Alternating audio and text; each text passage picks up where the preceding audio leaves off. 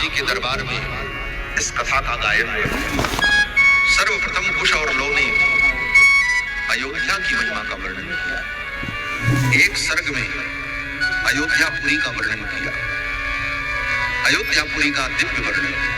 अयोध्यापुरी क्या है?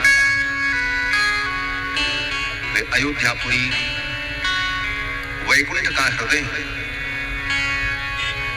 श्री मनु जी महाराज ने भगवान से अयोध्यापुरी को मांग करके ला करके पृथ्वी पर स्थापित किया।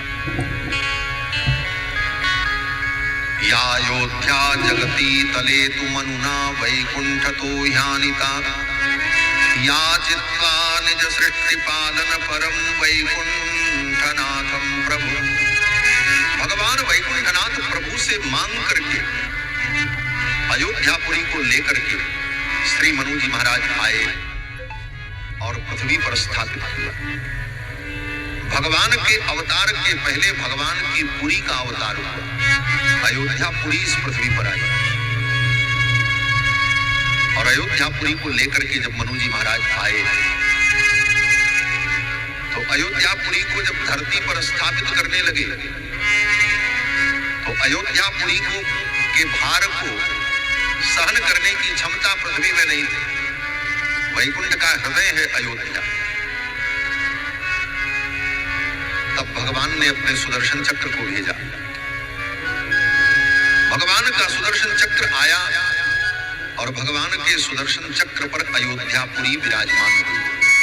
या चक्रो परिराजते भुवि सदा। भगवान के सुदर्शन चक्र पर विराजमान वो अयोध्यापुरी, चक्रांकित पुरी।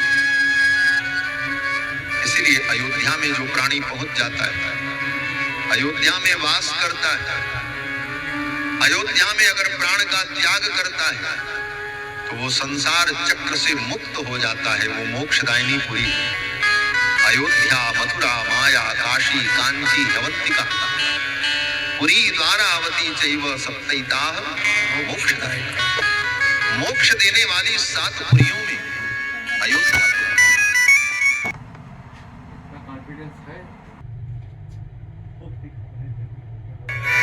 जो भगवान के चक्र पर विराजमान है, इसीलिए वो संसार चक्र से जीव को मुक्त कर देते। एक बात और, भगवान का जो चक्र है ना, वो चक्र संसार चक्र छुड़ाने वाला है। ये संसार भी चक्र है। ये संसार चक्र में जीव घूमता रहता है और इस चक्र से छूटने का उपाय क्या है? बोले भगवान के चक्कर में पड़ जाओ। इस चक्कर से छूटने के लिए उस चक्कर में पड़ना पड़ेगा। इसीलिए हमारे वैष्णव सिद्धांत में जब कोई दीक्षा ग्रहण करता है तो उसकी भुजाओं पर चक्र के चिन्ह अंकित किए जाते। क्यों? बोले भगवान के चक्र का संबंध होगा तभी संसार चक्र से मुक्ति का मार्ग मिलेगा।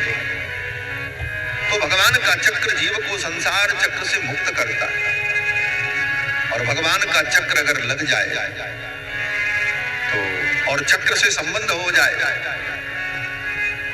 तो कैसा भी प्राणी हो, कोई पाप, ताप, शाप, वरदान उसे रोक नहीं सकता।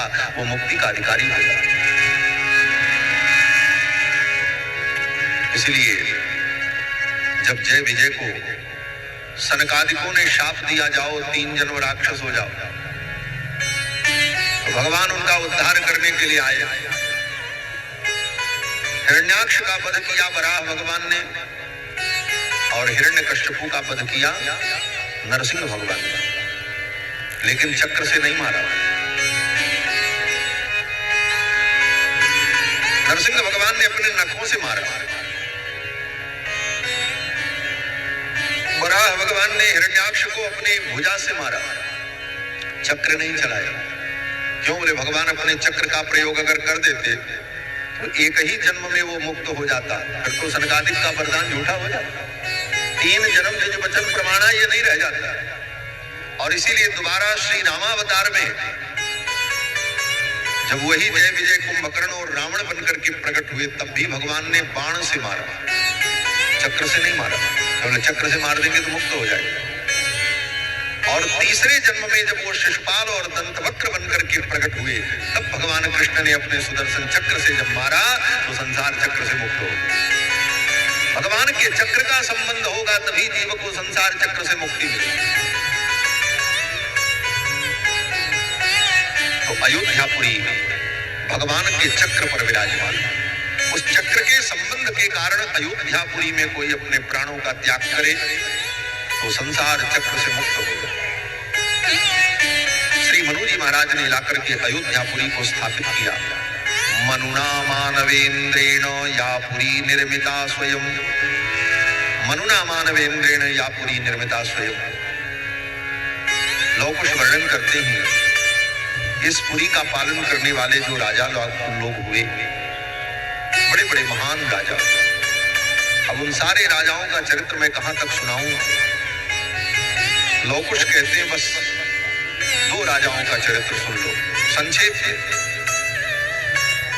इस रघुकुल के एक राजा हुए, एसाम सगरो नाम सागरो ये नखानितः। इस कुल के एक राजा हुए सगर। क्या विशेषता थी सगर की? कहते उनकी विशेषता तो बहुत थी, लेकिन एक विशेषता जान लो, इस कुल के एक राजा हुए सगर, जिन्होंने बनाया सागर।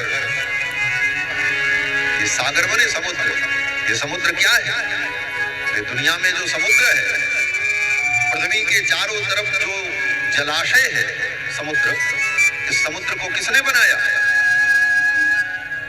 तो लोग कुछ कहते हैं रघुकुल के राजा महाराज सागर ने बनाया, इसीलिए उसका नाम सागर पड़ा।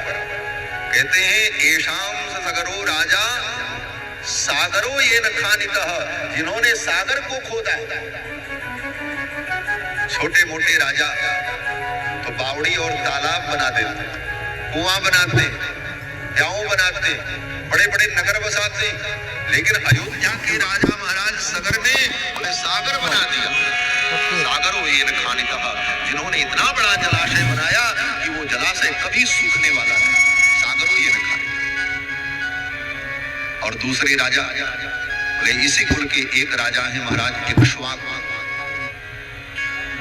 महाराज इक्ष्वाकु की विशेषता क्या है? बोले महाराज इक्ष्वाकु बहुत बड़े कर्मयोगी, और सर्वप्रथम इस पृथ्वी पर गीता का ज्ञान किसी को प्राप्त हुआ तो महाराज इक्ष्वाकु को प्राप्त हुआ। आपको अगर न मालूम है तो इस बात को समझ लो। आप कहोगे महाराज गीता का ज्ञान तो सर्वप्रथम भगवान ने अर्जुन को दिया। सारी दुनिया यही जानती कि सर्वप्रथम ज्ञान गीता का भगवान ने अर्जुन को दिया, महाभारत युद्ध में उपदेश किया। लेकिन नहीं, इस गीता का ज्ञान भगवान ने सर्वप्रथम विवस्वान को दिया था, सूर्य भगवान। फिर सूर्य भगवान ने ये ज्ञान अपने पुत्र वैवस्वत मनु को दिया, और फिर वैवस्वत मनु ने ये ज्ञान सर्वप्रथम इक्ष्वाकु मनु को दिया, और इक्ष्वाकु मनु के द्वारा वो ज्ञान पृथ्वी पर आया। फिर कालांतर में वो ज्ञान जब विलुप्त हो गया, तब दोबारा द्वापर युग में भगवान ने फिर अर्जुन को उपदेश किया। स्वयं भगवान गीता में इस बात को कहते हैं, इमं विवस्वते योगम प्रोक्तवान महमव्ययम्। भगवान कहते हैं अर्जुन, ये ज्ञान जो मैं तुमको दे रहा हूं, इमं विवस्वते योगम प्रोक्तवान महमव्ययम्, इस ज्ञान को सर्वप्रथम मैंने विवस्वान भगवान सूर्य को दिया। विवस्वान मनवे प्राह, और विवस्वान ने अपने पुत्र वैवस्वत मनु को दिया। विवस्वान मनवे प्राह मनुरिक्ष्वाकवे प्रवीत, और फिर उन्होंने विवस्वान ने अपने पुत्र इक्ष्वाकु